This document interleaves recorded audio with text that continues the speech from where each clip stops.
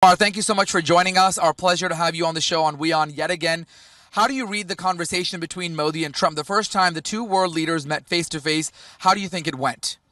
I think it went great. It's a great start of a personal friendship between the two. They both know each other well. President Trump has studied his Modi and his key advisors, particularly Steve Bannon. Knows Modi, has studied Modi really well, and I think it's a start of a great friendship, camaraderie, and a great relationship between U.S. and India.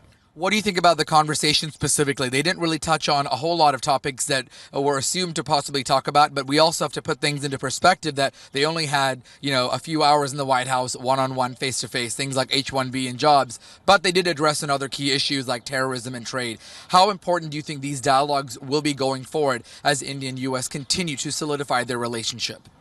That'll be very important. As I've said before, this was not supposed to be a policy summit. This was just to get the two leaders to get to know each other. And that was the whole purpose of this particular meeting. Actually, it went quite a bit further than what I thought it would. And even though not very specific programs were talked about, but a baseline has been set up.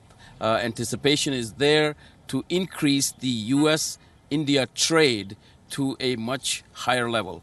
Now, your viewers probably may or may not realize that the liquid natural gas, LNG, we talked about, President Trump talked about, that has been forbidden for a number of years. That is, U.S. companies are not allowed to sell LNG, and that has to go through Congress.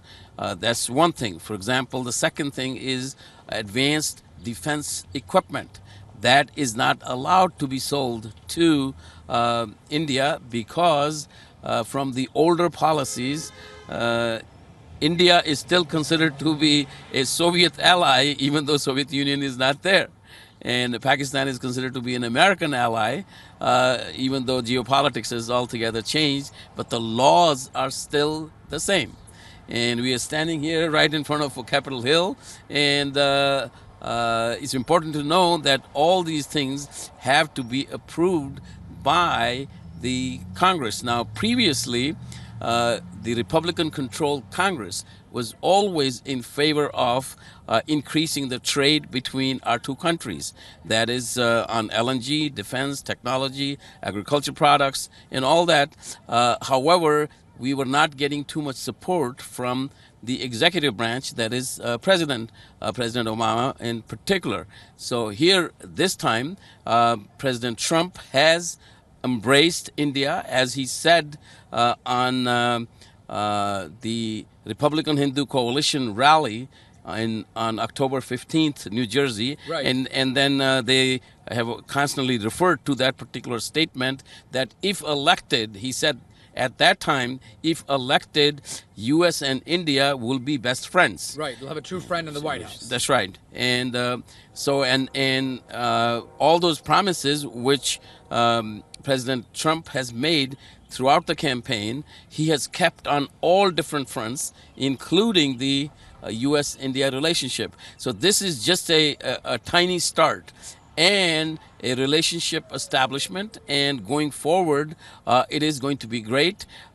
Now, U.S. In a way is celebrating the $400 billion deal with Saudi Arabia. That is over the next decade. It's anticipated that it will be $400 billion total. That's how they measure everything in the United States. Let's look at its impact for the next 10 years. So we could have a trade deal of $4 trillion between U.S. and India in the next decade. A lot of barriers to that was addressed yesterday between the two leaders. That is, trade barriers exist, artificial barriers exist.